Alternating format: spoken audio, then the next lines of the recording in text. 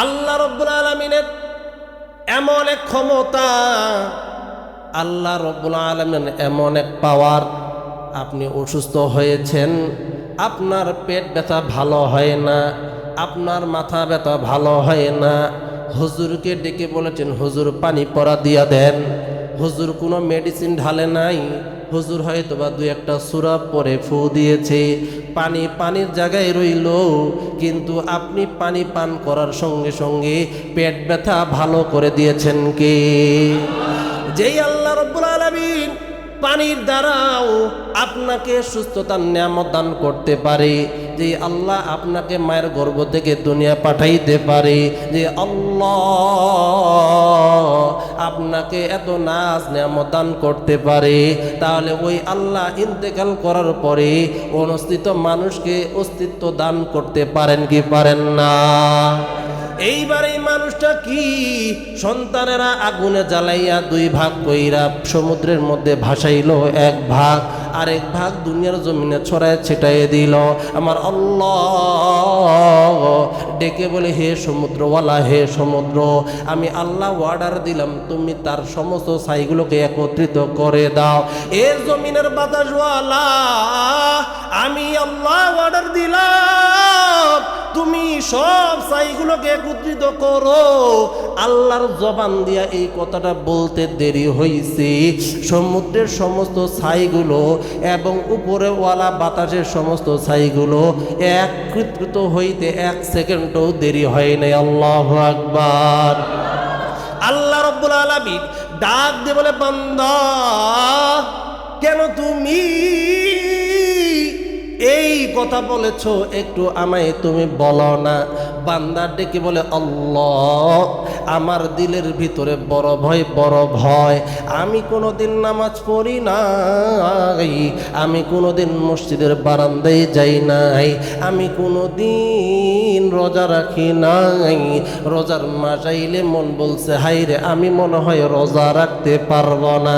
আমার মন বলছে আমি হয়তো বা দুপুর পর্যন্ত রোজা রাখতে পারবো না। আমি দোকানের মধ্যে পর্দা টাকানওয়ালা ওই দোকানে বসিয়া চা খাইছি, চা পান করছি, মাঝে মধ্যে রুটি কলা খাইছি, আর ফেল কইরা রোজাদারের দিকে তাকায় তাকায় বলছি তোরা কেন খাস না রে? আমি তো খাই, আল্লাহ তো মুখ দিছে খাওয়ার জন্য, আমি কেন খাবো না?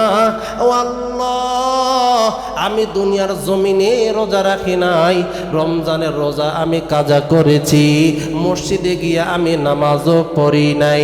এখন আমি জানি আমাকে সৃষ্টি করনেওয়ালা একজন আছে, আমাকে জাহান্নামের আগুনে জ্বালানো হবে, আমি জাহান্নামের আগুন থেকে বাঁচতে পারবো না। আয় আল্লাহ, এই ভয়ের কারণে আমি এইভাবে বলেছি আমার অস্তিত্ব যেন খুঁজে পাওয়া না যায়। আল্লাহ বান্দার এই রাহাজানি দেখিয়া আল্লাহর বড় মায়া লেগে গেল, আল্লাহর বড় দয়া লেগে গেল। আল্লাহ ডেকে বলে, বান্দারি যেহেতু তুমি স্বীকার করেছো আমি আল্লাহর সামনে তোমারে দাঁড়াইতে হবে, যা বান্দা যা, আমি আল্লাহ তোমারে মাফ করে দিলাম। সুবহানাল্লাহ। আমার বন্ধুরি সময় আবার অল্প, কথা বলবো স্বল্প, আপনাদেরকে বুঝাবো আমি নতুন নতুন গল্প। এ বন্ধু এ বাবাজি নবীজির একজন বার্তা বাহক ছিলেন, নাম হলো সালাবা, বয়স হলো মাত্র 16। আমাদের যুবকরা বয়স 20 হয়েছে, 25 হয়েছে, কেন আপনি নামাজ পড়বেন না? কেন আপনি গান বাজনা পরিত্যাগ করবেন না? কেন আপনি অন্যায় অবিচার পরিত্যাগ করবেন না? কেন আপনি আপনার চোখের হেফাজত করবেন না? কিন্তু নবীজির খাদেম, নবীজির বার্তাবাহক নাম হলো সালাবা, তিনি নবীজির সাথে কথা বলিয়া কোনো এক কাজের জন্য রওনা হইতেছেন। এবং বাবাজি তিনি যখন একটা বাড়ির পাশ দিয়ে হেঁটে যাচ্ছিলেন, একজন বুড়িমা মহিলা ঘরের মধ্যে গোসল করতেছিল। ওই গোসলখানার পর্দাটা বাতাসের কারণে যখন সরে যায়, এই সাহাবীর চোখের মধ্যে পড়ে গেল। চোখে পড়ার সঙ্গে সঙ্গে তিনি চক্ষুটার নিচে নামাইলেন। নামাইয়া যখন তিনি সামনে অগ্রগামী হলেন, তার দিলের ভিতরে আল্লাহর ভয়ে ঢুকে গেল। আমি নবীজির একজন বিশ্বস্ত সাহাবী হওয়ার পরেও, আমি নবীজির বার্তাবাহক হওয়ার পরেও আমার দ্বারা এমন গুনাহ হয়ে গেল, আমার নাম সাহাবীর খাতায় নাই, আমার নাম মুনাফিকের খাতায় চলে এসেছে।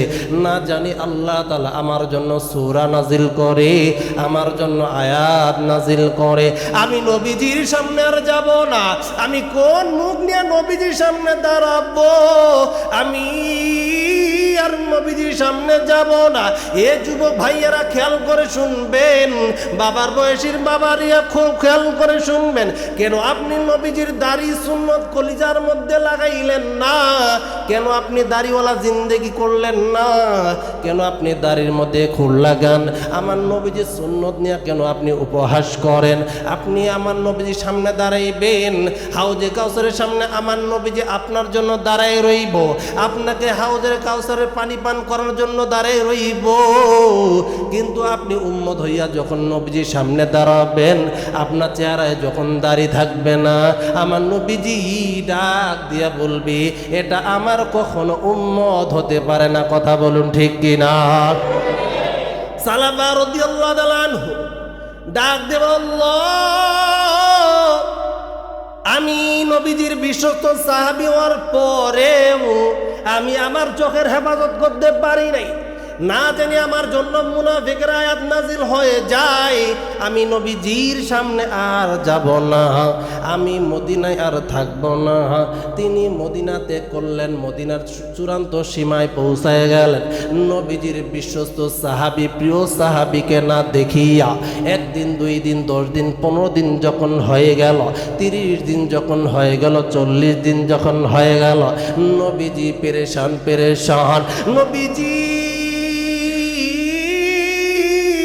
ডাক দিয়ে বলে, ও ওমর, ও সালমান ফারসি, যাও তোমরা কয়েকজন মিলা আমার বিশ্বস্ত প্রিয় সালাবাকে খুঁজে আনো। আমি বড় চিন্তিত, আমি বড় চিন্তিত। এইবার ওমর রাদিয়াল্লাহু তাআলা আনহু এবং সালমান ফারসি কয়েকজন সাহাবীকে নিয়ে পুরা মদিনায় তছনছ করে খুঁজা যখন পাইলেন না, তখন তারা মদিনার শেষ সীমান্তেই পৌঁছাইলেন। কয়েকজন বেদুইন মানুষ এক জায়গায় বইসা রইল। তাদেরকে বললে, আপনারা কি এমন একজনকে দেখেছেন?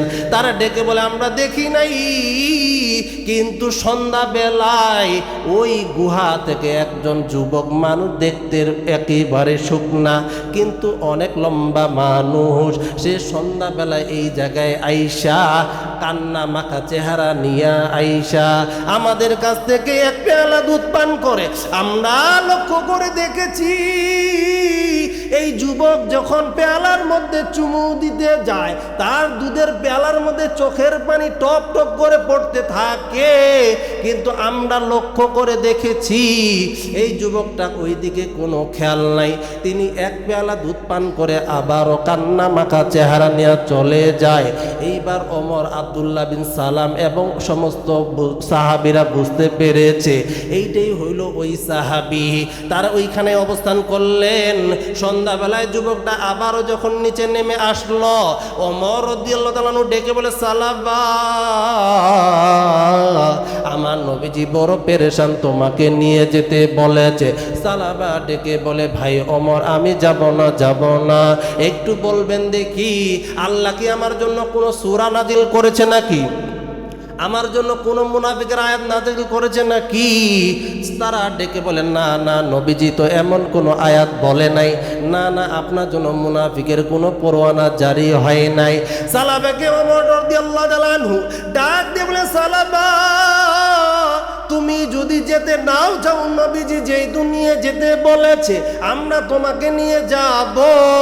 এ বন্ধু, এ বাবাজি, সালাবাকে নিয়ে যখন নবীজির সামনে উপস্থিত করা হইল, নবীজির সামনে যখন সালাবাকে উপস্থিত করা হইল, নবীজি 2 হাত বাড়াইয়া ডেকে বলে ও সালাবা তোমার চেহারা কেন এত শুকাইছে, আমার কলিজার মধ্যে দাগ কেটে গেছে, আয় সালাবা আমার বুকে আয়, আমার বুকটা খান খান হয়ে গেছে। আল্লাহু আকবার। সালাবা রাদিয়াল্লাহু তাআলা আনহু ডেকে বলে ও দুনিয়ার মানুষ, নবীজি এত দয়া পরমশীল, আমি সালাবাকে কলিজার মধ্যে লাগাইয়া বুকের মধ্যে লাগাইয়া আমার মাথার চুলগুলো আলতো ভাবে নেড়ে নেড়ে বলে ও সালাবা আমি নবীজিকে তোর কি দেখতে মনে চাই নাই, আমি নবীজির কথা কি তোর মনে পড়ে নাই। সালাবা কান্দে চোখের পানি ছেড়ে দিয়া আর ডেকে বলে নবী গো একটু বলুন দেখি, আমাকে একটু বলুন দেখি আমার নামে কি কোন আয়াত বা সূরা নাজিল হয়েছে কি। নবীজি ডাক দিয়ে বলে সালাবা না না না, এমন কোন আয়াত অথবা সূরা নাজিল হয় নাই। এইবার সালাবা ডেকে বলেন নবীজি আমার বড় ভয় হয়, আমার বড় ভয় হয়, আল্লাহ না জানি আমারে ক্ষমা না করে। নবীজি ডাক দিয়ে বলে সালাবা তুমি তোমার গুনাহের জন্য তওবা করো, তওবা করো। সালাবা ডাক দিয়ে নবী আমার এখন একটা অনুভূতি কাজ করতেছে, ওগো নবীজি আমার মনে হইতেছে আমার গোশত এবং চামড়ার মাঝখানে, আমার গোশত এবং হাড্ডির মাঝখানে মনে হয় পিঁপড়া দৌড়াদৌড়ি করতেছে। ওগো নবী এর কারণ কি বুঝলাম না, আমার কেমন জানি হাড্ডি এবং গোশতের মাঝখানে পিঁপড়ার মতো সুরসুরি লাগতেছে। নবীজি ডেকে বলে সালাবা এটা হলো তোমার মৌতের ফেরেশতা, তুমি এখনই তওবা করো, তুমি শাহাদাত পড়ো, তুমি কালেমায়ে শাহাদাত পড়ো। সে কালেমায়ে শাহাদাত পড়লো, নবীজিও কালেমায়ে শাহাদাত পড়লো। এইভাবেই সালাবা দুনিয়া থেকে বিদায় নিয়েছে। ওয়ালিমান খাফা মাকামা রাব্বিহি জান্নাতান, যারা আল্লাহর ওই কাঠগড়ায় তাড়ানোকে ভয় করিয়া, জাহান্নামের আগুনকে ভয় করিয়া আল্লাহকে ভয় করবে।